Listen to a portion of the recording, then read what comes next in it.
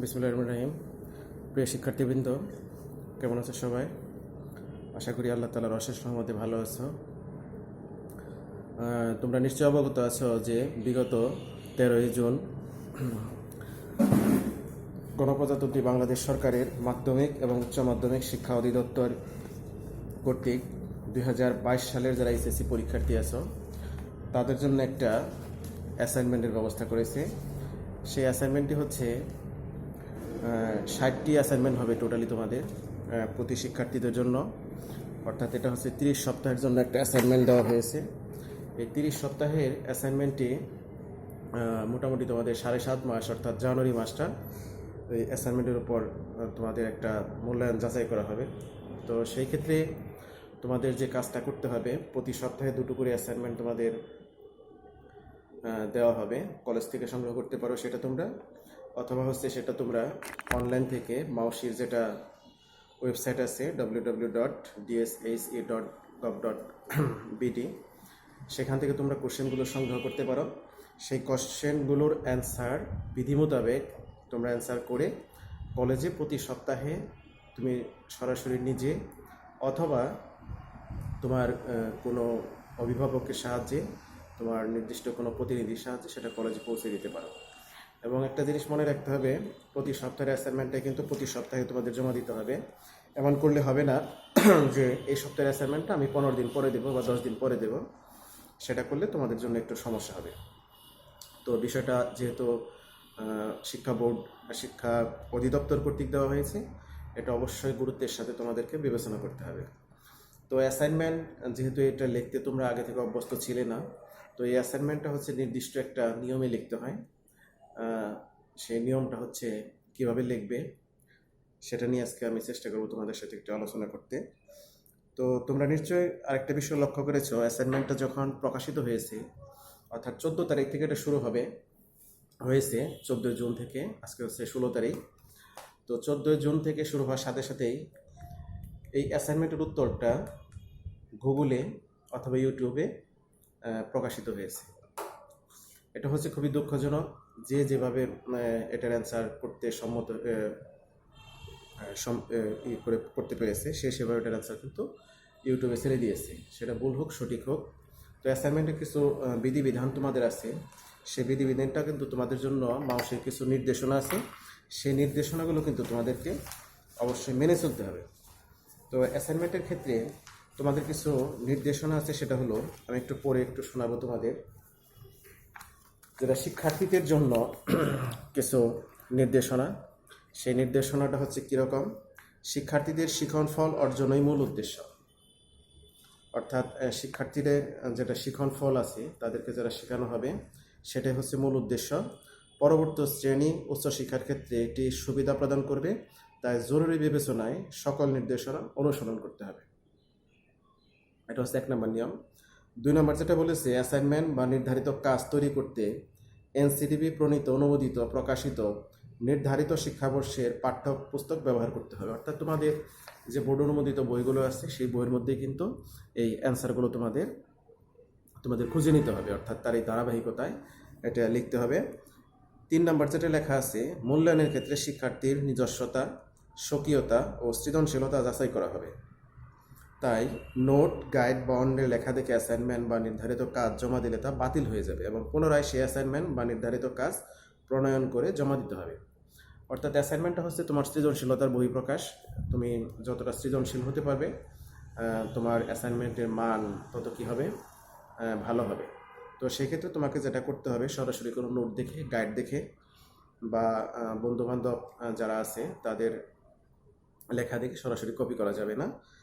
যদি সেটা তোমার সংশ্লিষ্ট শিক্ষকের কাছে, তোমার স্যারের কাছে সেটা যদি প্রতীয়মান হয় যেটা হুবহু কোথাও থেকে কপি করা হয়েছে, তাহলে উনি এটা বাতিল করার অধিকার রাখেন এবং পুনরায় সেই অ্যাসাইনমেন্টটা কিন্তু তোমাকে করে দিতে হবে।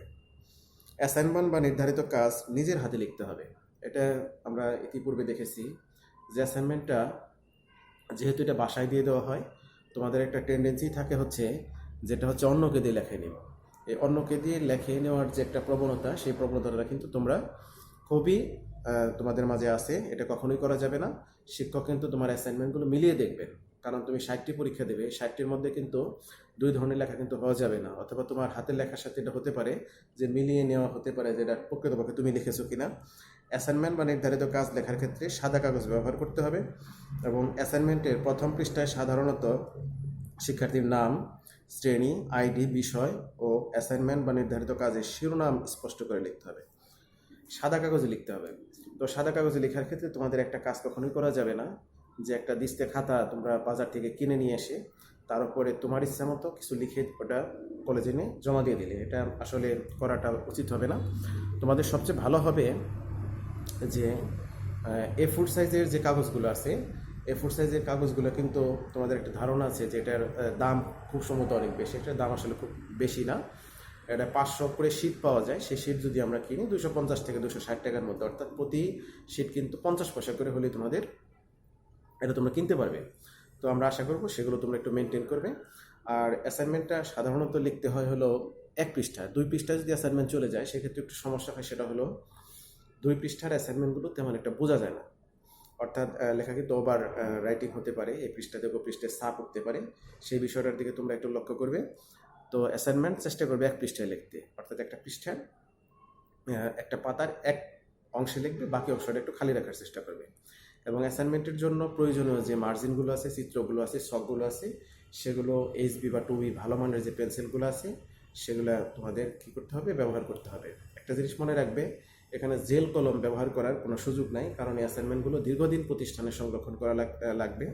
যেহেতু তোমরা নিশ্চয়ই অবগত আছো যে 7 সপ্তাহের একটা অ্যাসাইনমেন্ট, 30 সপ্তাহের, অর্থাৎ 7.5 থেকে 8 মাসের মধ্যে একটা অ্যাসাইনমেন্ট দেওয়া হয়েছে। এটা কিন্তু অনেকদিন সংরক্ষণ করে রাখতে হবে, সেই বিষয়টা তোমাদের একটু কী রাখতে হবে, নজরে রাখতে হবে, একটু খেয়াল রাখবে সেই জিনিসটার প্রতি।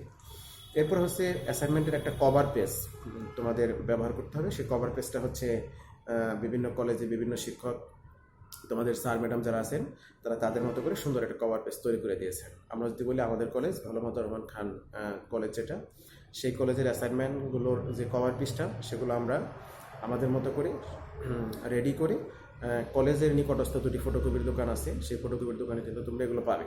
সেই কভার পৃষ্ঠাটায় তোমার নাম লিখতে হবে, এখানে শ্রেণী লিখতে হবে, তুমি কোন শ্রেণীতে পড়ে, একাদশ, বিভাগ লিখতে হবে। এই বিভাগের বিষয়টা আমি একটু বলি। তোমাদের অধিকাংশ শিক্ষার্থী তাই বিভাগের জায়গাটা লিখে দাও ঢাকা বিভাগ অথবা রাজশাহী বিভাগ অথবা বরিশাল বিভাগ, এই কাজটা করবে না। এখানে বিভাগ বলতে বোঝানো হয়েছে তুমি যে গ্রুপে পড়ো সেই গ্রুপটাকে, এটা বিজ্ঞান হলে বিজ্ঞান, মানবিক হলে মানবিক, আর ব্যবসায় শিক্ষা হলে ব্যবসায় শিক্ষা। তোমাদের একটা জিনিস খুবই ভুল হয়, যে তুমি ব্যবসায় শিক্ষা শাখার শিক্ষক, তোমরা হচ্ছে লিখে দাও বাণিজ্য শাখা অথবা ব্যবসা শাখা, এটা লেখা যাবে না, এটা হচ্ছে ব্যবসায় শিক্ষা। এরপর হচ্ছে আইডি বা রোল নাম্বার, এটা হচ্ছে তোমার কলেজের যেটা আইডি নাম্বার আছে, রোল নাম্বার আছে, এক এক কলেজে আইডি নাম্বার এটাকে বলা হয়, এক এক কলেজে এটাকে রোল নাম্বার বলা হয়।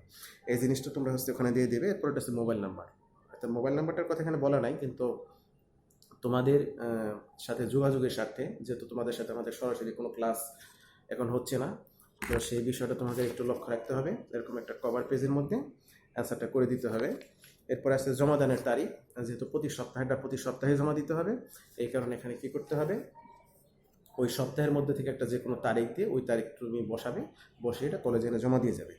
এরপরে যেটা আসে সেটা হলো এটার ফরম্যাটটা এখানে দেওয়া আছে। এই ফরম্যাটের ক্ষেত্রে অ্যান্সারটা তোমাদেরকে খুবই সুন্দর করে করতে হবে, মার্জিত লেখা হতে হবে, সাজিয়ে গুছিয়ে লিখতে হবে, প্রশ্নের মধ্যে কোনো ধরনের কী করা যাবে না, কাটাছেড়া করা যাবে না। তো এই বিষয়গুলো যদি তোমরা লক্ষ্য রাখো তাহলে তোমাদের অ্যাসাইনমেন্টগুলো কিন্তু অনেক সুন্দর হবে, এবং সেই সুন্দর অ্যাসাইনমেন্টগুলো তোমরা কিন্তু কলেজে এনে জমা দিয়ে যাবে। আরেকটা বিষয় মনে রাখতে হবে, এখানে যে মূল্যায়নটা কিন্তু করা হবে করবেন শিক্ষক, অর্থাৎ ওই শিক্ষক মূল্যায়ন করার ক্ষেত্রে তোমার যে বিষয়গুলো লক্ষ্য রাখবেন সেগুলো কিন্তু তাকে নির্দেশনা দেওয়া হয়েছে। অর্থাৎ তুমি কিন্তু যা আসছে তাই অ্যান্সার করলে কিন্তু এখান থেকে তুমি ভালো নাম্বার পাবে না। যেমন তোমাদের প্রতিটা সাবজেক্টে 20 নাম্বার একটা অ্যাসাইনমেন্ট নেওয়া হয়, তো নর্মালি এক এক সাবজেক্টের নম্বর বিভাজনটা এক একভাবে করা হয়েছে। আমি যদি আমার সাবজেক্টের কথা বলি, হিসাব বিজ্ঞানের কথা বলি, তাহলে এখানে নম্বর বন্টনটা তোমাকে মূল্যায়ন করতে হবে কীভাবে। এখানে যদি একটু আমাদের যেটা ফ্রন্ট ক্যামেরা উল্টো করে আসবে, এরকম করে একটা স্কোরিংয়ের এখানে দেওয়া আছে। স্কোরিংটা হচ্ছে এরকম, আমি একটু পড়ে শোনাচ্ছি তোমাদের। যে কোনো শিক্ষার্থী যদি 16 থেকে 20-এর মধ্যে পায়, টোটাল নাম্বার হচ্ছে আমাদের কত, 20, তাহলে তার এটা হবে অতি উত্তম, তার মূল্যায়নটা হবে কি অতি উত্তম, অর্থাৎ সবচেয়ে ভালো শিক্ষার্থী সে। উত্তম হচ্ছে 11 থেকে 15 নাম্বার যদি তুমি অর্জন করো তাহলে উত্তম, আর 6 থেকে 10-এর মধ্যে যদি তোমার স্কোর থাকে তাহলে তুমি হচ্ছে ভালো, আর 1 থেকে 5-এর মধ্যে যদি তোমার নাম্বার থাকে তাহলে তোমার অগ্রগতির প্রয়োজন আছে, অর্থাৎ তোমাকে এটা আরও ভালো করতে হবে। শিক্ষকের যে নির্দেশনাটা দেওয়া আছে আমাদেরকে দেওয়া হয়েছে সেখানে কিন্তু লেখা আছে যে কোনো শিক্ষার্থীর উত্তর যদি মনোপুত না হয়, অর্থাৎ প্রাসঙ্গিক না হয়, মনোপুত না এখানে সরি, প্রাসঙ্গিক যদি না হয় তাহলে ওই বিষয়টা কী করতে হবে, পুনরায় তাকে দিয়ে লিখিয়ে আবার জমা দিতে হবে। তো এই বিষয়গুলো তোমাদের একটু খেয়াল রাখতে হবে। তো আমরা হিসাব বিজ্ঞানের বিষয় যদি বলি, যেটা প্রথম অ্যাসাইনমেন্ট দেওয়া আছে, হিসাব বিজ্ঞানের প্রথম অ্যাসাইনমেন্টটা একটা সৃজনশীল প্রশ্ন দেওয়া আছে তোমাদের, যদিও এই শীটটা তোমাদের একটু সবারই ফটোকপি করে নিতে হবে, তোমার অনলাইন থেকে ডাউনলোড করে নিতে হবে। এরকম একটা সৃজনশীল প্রশ্ন তোমাদের কিন্তু দেওয়া আছে। এই সৃজনশীল প্রশ্নের ক্ষেত্রে তোমাদের যে জিনিসগুলো চাওয়া হয়েছে সেগুলো হলো, ক নম্বরে যেটা চাইছে সেটা হলো হিসাব সমীকরণের লেনদেনগুলোর প্রভাব দেখাতে হবে। হিসাব সমীকরণের লেনদেনগুলোর প্রভাবটা কীভাবে দেখাবে, সমস্ত আইটেমগুলো এখানে যে যে তারিখ দেওয়া আছে, যেমন 4টা তারিখ দেওয়া আছে, এই 4টা তারিখের আইটেমগুলো হিসাব সমীকরণে প্রভাব দেখাবে টেবলের চকের মধ্যে। এখন হিসাব সমীকরণের এই 4টি আইটেমের প্রভাবটা কীভাবে দেখানো হয় সেগুলো আমরা ইতিপূর্বে বেশ কয়েকটা অনলাইন ক্লাস নিয়েছি আমাদের ইউটিউব চ্যানেলে, আমাদের কলেজের গ্রুপে পেজে ঢুকে সেগুলো সম্পর্কে কিন্তু তোমরা ধারণা লাভ করতে পারো। অর্থাৎ ক্লাসগুলো কীভাবে নেওয়া হয়েছে আমার গ্রুপে সেটা ঢুকে দেখতে পারবে, কলেজের গ্রুপে ঢুকতে দেখতে পারবে, অথবা ইউটিউব চ্যানেল থেকে সমীকরণের যে অঙ্ক করার পদ্ধতিগুলো সেগুলো কিন্তু সুন্দর করে কীভাবে সলভ করতে হবে, কীভাবে তার অ্যান্সার করতে হবে, কীভাবে যোগবিয়োগ করতে হবে, কীভাবে মন্তব্য লিখতে হবে, সমস্ত কিছু কিন্তু সেখানে দেওয়া আছে। এখন 4টি এন্ট্রির যেহেতু হিসাব এখানে করতে বলছে, তো 4টি এন্ট্রির মধ্যে 4টা তারিখের মধ্যে যদি কোনো স্টুডেন্টের 4টি অ্যান্সার কারেক্ট হয় তাহলে তাকে দেওয়া হবে 4 নম্বর, যদি 3টা উত্তর সঠিক হয় তাকে দেওয়া হবে 3 নাম্বার, যদি 2টো অ্যান্সার কারেক্ট হয় তাকে দেওয়া হবে কত নাম্বার, 2 নাম্বার, যদি 1টি অ্যান্সার কারেক্ট হয় তাকে দেওয়া হবে 1 নাম্বার। ঠিক একইভাবে খ নাম্বারে এসেছে হচ্ছে যে 12, 18, 22, 25 তারিখের লেনদেনগুলো গৌতম এন্টারপ্রাইজের হিসাব বইতে লিপিবদ্ধ করো ব্যাখ্যা ব্যতীত, অর্থাৎ এখানে জাবেদার ক্ষেত্রে আমরা জানি যে ব্যাখ্যা লিখতে হয়, সেই ব্যাখ্যাটা তোমাদেরকে দিতে হবে না। তো এখানে 4টি জাবেদা এসেছে, 4টি জাবেদার ক্ষেত্রে যার 4টি হবে তাকে 4 নাম্বার, 3টি হলে 3, 2টি হলে 2, 1টি হলে 1, এভাবে দিতে হবে। এরপরে সংশ্লিষ্ট খতিয়ান হিসাব প্রস্তুত করো।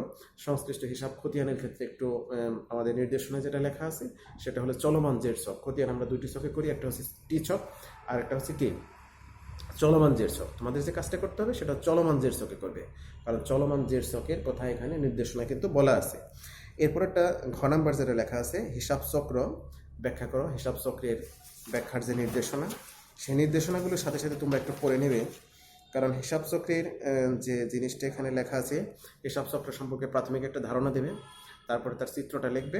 নির্দেশনায় লেখা আছে প্রথম থেকে পঞ্চম ধাপ পর্যন্ত ব্যাখ্যা করতে হবে, অর্থাৎ প্রথম যে 5টি ধাপ থাকে হিসাব চক্রের, তোমাদের উচ্চ মাধ্যমিক হিসাব বিজ্ঞান প্রথম পত্রের যে বইটা আছে তোমাদের, সেই বইয়ের 2য় অধ্যায় অর্থাৎ হিসাবের বৈষম্য যে অধ্যায়টা আছে সেখানে কিন্তু হিসাব চক্র সম্পর্কে সুন্দর করে আলোচনা করা আছে। তোমরা সেখানে হিসাবের চক্রের একটা সংজ্ঞা দিলে, সংজ্ঞা দেওয়ার পরে ওই হিসাব চক্র সম্পর্কে একটু আলোচনা করে চিত্রটা দিয়ে দিলে, এবং শেষ যেটা চিত্রে পড়ে যে কাজটা করবে যে প্রথম যে 5টি ধাপ আছে 5টি ধাপের আলোচনা তোমাকে একটু দেখিয়ে দিতে হবে সংক্ষিপ্ত আকারে, এবং সেটা খুবই চমৎকারভাবে প্রেজেন্টেশন করবে।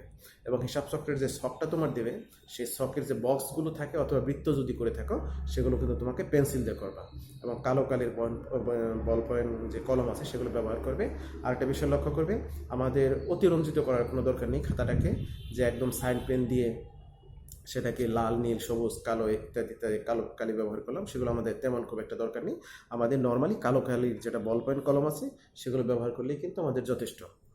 তো এভাবে অ্যান্সার করে করে একটা বিষয় এখনও সিরিয়াস হতে হবে। প্রতি সপ্তাহের অ্যাসাইনমেন্ট তোমাকে প্রতি সপ্তাহে জমা দিতে হবে, এবং ওই সপ্তাহ শেষের যে অ্যাসাইনমেন্টটা আসবে পরের সপ্তাহের জন্য, ওগুলো ডাউনলোড করে অথবা কলেজ থেকে অথবা আমাদের সাথে শিক্ষকদের সাথে যে কলেজে আসো সংশ্লিষ্ট সাবজেক্টের শিক্ষকের সাথে যোগাযোগ করে তাদের সাথে সবসময় কানেক্টে থেকে আমাদের অ্যাসাইনমেন্টগুলো করতে হবে, এবং অ্যাসাইনমেন্টগুলো যথাসময়ে কলেজে এনে জমা দিয়ে দিতে হবে।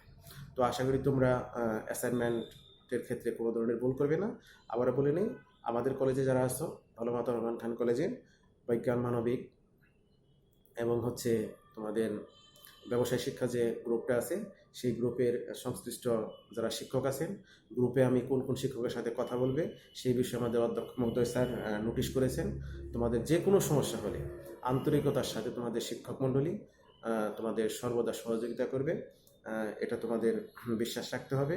তোমরা সবসময় কলেজের সাথে তোমার সংশ্লিষ্ট শিক্ষকের সাথে সবসময় যোগাযোগ রাখার চেষ্টা করবে এবং অ্যাসাইনমেন্টটা যাতে সুন্দর করে জমা দিতে পারো, সুন্দর করে উপস্থাপন হয়, সেই সার্বিক সহযোগিতা আমাদের শিক্ষক মণ্ডলীর পক্ষ থেকে তোমাদেরকে সবসময় দেওয়া হবে। তো শিক্ষার্থী বন্ধুরা ভালো থেকো, আল্লাহ হাফেজ।